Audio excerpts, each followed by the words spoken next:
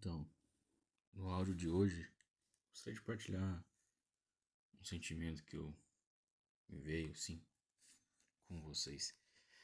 Muita gente vem falando sobre o caso do apologista Casanova que voltou ao protestantismo depois de 20 anos. Apesar que ele mesmo disse que agora é católico, mas não romano, né? O que não faz muito sentido, porque se ele for católico de algum rito oriental,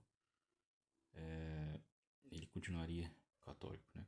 E só existe uma igreja católica, não há outra, cuja dentro dessa igreja há o rito romano ou latino e vários ritos orientais. Então, os protestantes, todos os protestantes, nenhum pode roubar o termo católico.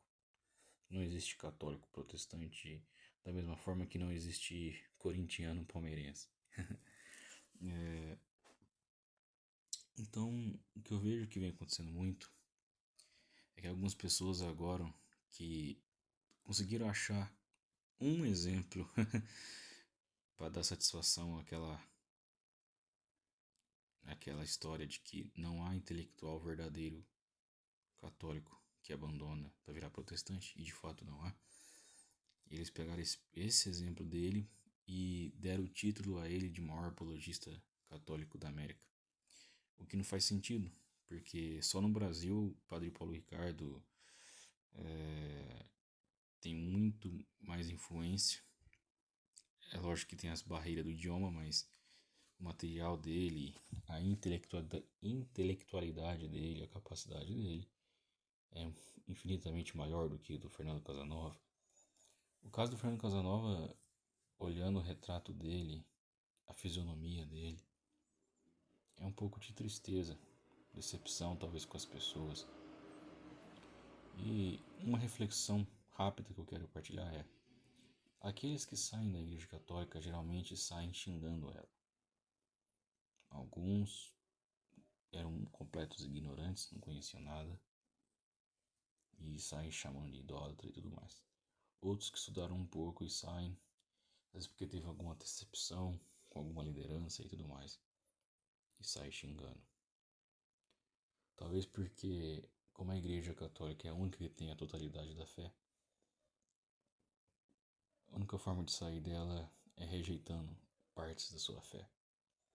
O protestantismo nada mais é do que uma meia-verdade. Pegou a verdade completa e retirou partes, e criou uma nova denominação, e assim sucessivamente até chegar a praticamente 50 mil denominações. E hoje o que mais cresce nessa era do individualismo são aqueles que nem denominação possuem.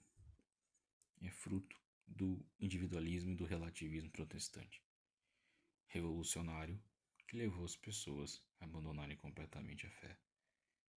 Muitos acabam vivendo uma vida guiada pelos seus próprios instintos da carne e creem que basta ter fé que será salvo. E muitos basta ler a Bíblia.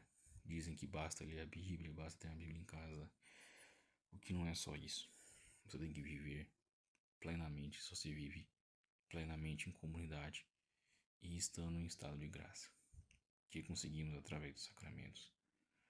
De qualquer forma, no caso do Fernando Casanova e no caso de algumas outras pessoas, tem que nos fazer refletir sobre a santidade de cada um de nós. Não adianta nada querer defender a verdade sem buscar acima de tudo a santidade e uma vida de oração. Um cristão buscando somente a intelectualidade, o racionalismo, ele fatalmente vai cair até mesmo no ateísmo. Sem espiritualidade, sem oração, sem rezar, estamos fadados ao abandono, à apostasia. Então que possamos ter amor à verdade, viver na barca de Pedro, mesmo diante das crises que sempre ocorreram e sempre ocorrerá até a parousia, até a volta de Cristo. Mas em oração, porque em oração somos mais fortes. Paz e bem.